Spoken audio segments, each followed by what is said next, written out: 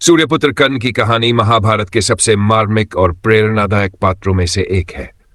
कर्ण को उनके साहस, दानवीरता और आत्मसम्मान के लिए याद किया जाता है।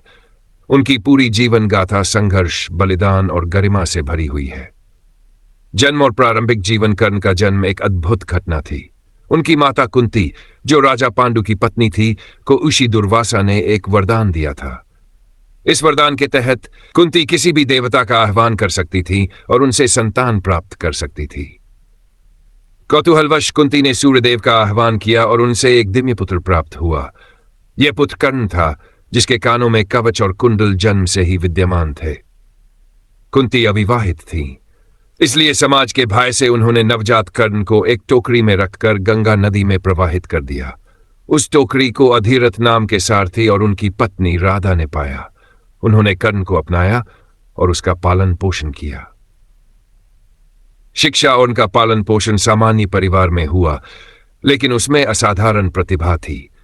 उसने धनुर्विद्या में महारत हासिल करने का सपना देखा।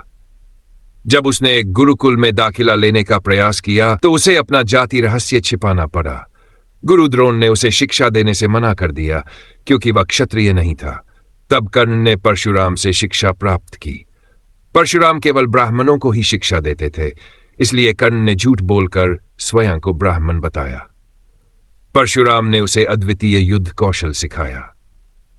लेकिन जब परशुराम को कर्ण की असलियत का पता चला तो उन्होंने क्रोधित होकर उसे श्राप दिया कि जब उसे अपनी सबसे अधिक आवश्यकता होगी तब वह अपने जान को भूल जाएगा।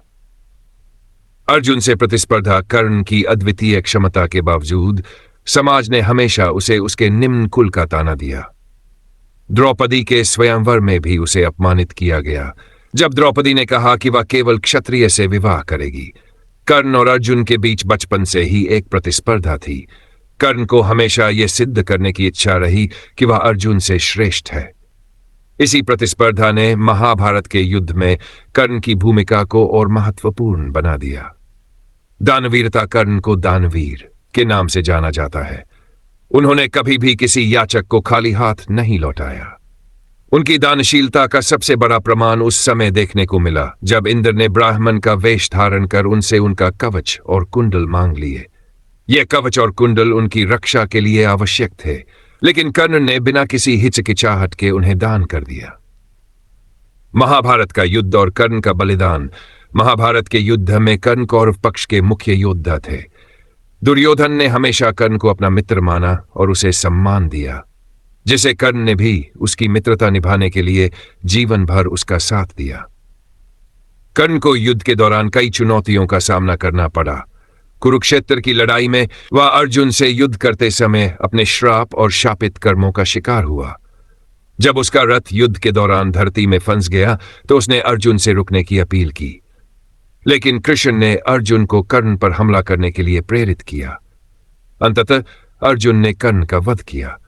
कुंती का रहस्य और कर्ण का महत्व। कर्ण की मृत्यु के बाद कुंती ने पांडवों को बताया कि कर्ण उनका सबसे बड़ा भाई था। यह सुनकर युधिष्ठिर और अन्य पांडव दुखी हुए। युधिष्ठिर ने कर्ण के सम्मान में कहा कि वह हमेशा इतिहास में महानतम योद्धा के रूप में याद किया जाएगा। कर्ण का व्यक्तित्व। कर्ण का जीवन सच्चे योद्धा और महान दानवीर का प्रतीक है। उन्होंने अपने पूरे जीवन में समाज और भाग्य से लड़ाई लड़ी। उनका चरित्र हमें सिखाता है कि विपरीत परिस्थितियों में भी गरिमा, आत्मसम्मान और परोपकार को बनाए रखना संभव है। कर्ण की कहानी महाभारत में न केवल एक योद्धा की, बल्कि एक ऐसे व्यक्ति की भी है जो समाज की कुरीतियों और भेदभाव के बावजूद महानता की ऊंचाइयों तक पहुंचा। उनकी वीरता, दानशीलता और संघर्ष भरे जीवन ने उन्हें अमर बना दिया।